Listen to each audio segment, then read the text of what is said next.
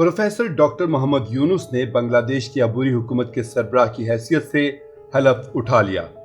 बांग्लादेशी नौजवानों ने उनका इंतखाब या फिर यूं कहें कि मुतालबा क्यों किया?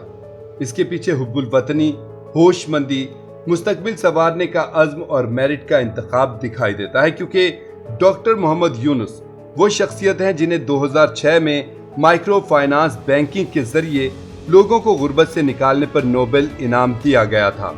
आज की इस वीडियो में हम आपको डॉक्टर मोहम्मद यूनुस की जिंदगी और खिदमात के बारे में बता रहे हैं। पीजी प्राइम की नई दिलचस्प और मालूमाती वीडियो में खुशामदीद। प्रोफेसर डॉक्टर मोहम्मद यूनुस 28 जून 1940 को बांग्लादेश के एक गांव बाथुआ में हाजी दौला मियां सौदागर के यहाँ पैदा हुए। 1944 में उनका खानदान चटागांग शहर में मुंतकिल हो गया। उन्होंने मैट्रिक का इम्तिहान चटागांग कॉलेजिएट स्कूल से पास किया। मशरकी पाकिस्तान के मजमूई 39,000 तलबा तालबात में उनकी पोजीशन 16वीं थी। 1957 में वो ढाका यूनिवर्सिटी में दाखिल हुए और वहीं से एमए किया। इसके बाद उन्हें चटागांग कॉलेज में मुआशियात के लेक्चरर के तौर पर मुलाजमत मिल गई। इस दौरान उन्होंने एक पैकेजिंग फैक्ट्री कायम कर दी। 1965 में उन्हें फुल ब्राइट स्कॉलरशिप की पेशकश हुई और वो अमेरिका चले गए, जहां उन्होंने मुआशियात में पीएचडी कर ली। बांग्लादेश के क़याम के बाद वो वापस आए और चटागांग यूनिवर्सिटी के इकोनॉमिक्स डिपार्टमेंट के सरबराह बन गए। इसके साथ ही उन्होंने मुआशरे से गुर्बत के खात्मे के लिए काम करना शुरू कर दिया। उन्होंने रूरल इकोनॉमिक प्रोग्राम शुरू किया। ये एक रिसर्च प्रोजेक्ट था। तहकीक के बाद वो इस नतीजे पर पहुंचे कि गुर्बत के खात्मे का ये हल है कि पूरे मुल्क में देहाती हुकूमतें कायम कर दी जाएं। इसके लिए उन्होंने एक जबरदस्त मुहिम चलाई और जब जनरल ज़ियाउर रहमान इक़्तिदार में आए तो मुल्क के 40,392 देहातों में हुकूमतें कायम कर दी गईं। 1976 में उन्हें ख्याल आया कि छोटे छोटे कर्जे देकर गुरबा को मुश्किलात से निकाला जा सकता है। चुनाचे अपनी जेब से उन्होंने पहला कर्जा दिया, जिसकी मालियत $27 बनती थी। इस रकम से गांव की 42 खवातीन ने मुख्तलिफ छोटे छोटे कारोबार शुरू किए। बाद अज़ां ये सिलसिला बढ़ता ही चला गया और इसने मुल्की बरामदात और दरामदात पर गैर मामूली असरात मुरतब किए। इस दौरान डॉक्टर यूनुस हुकूमत की मदद हासिल करने की कोशिश करते रहे।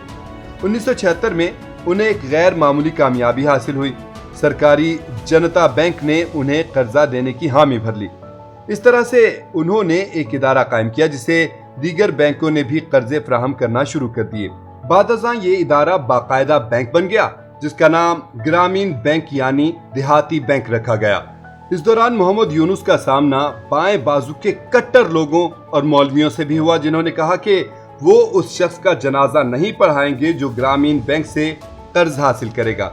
मगर मुखालफत के बावजूद ग्रामीण बैंक के हुजम में इजाफा होता चला गया।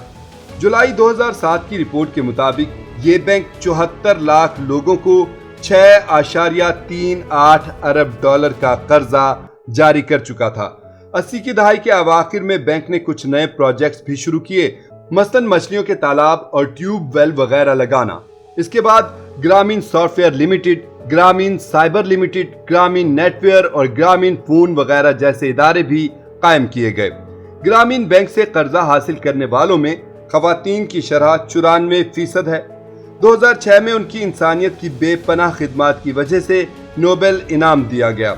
उन्होंने इनाम में मिलने वाली रकम के एक हिस्से से ऐसा इदारा कायम करने का ऐलान किया जो गरीबों के लिए इंतहाई सस्ती और आला मायार की खुराक तैयार करे।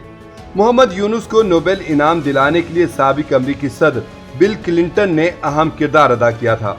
2006 में डॉक्टर यूनुस और सिविल सोसाइटी के दीगर लोगों ने मुहिम चलाई, जिसमें कहा गया कि आइंदा इंतखाबात में सिर्फ साफ सुथरे और दयानतदार लोगों ही को उम्मीदवार होना चाहिए। उसी साल के आखिर में उन्होंने सियासत में आने पर सोच विचार शुरू कर दी।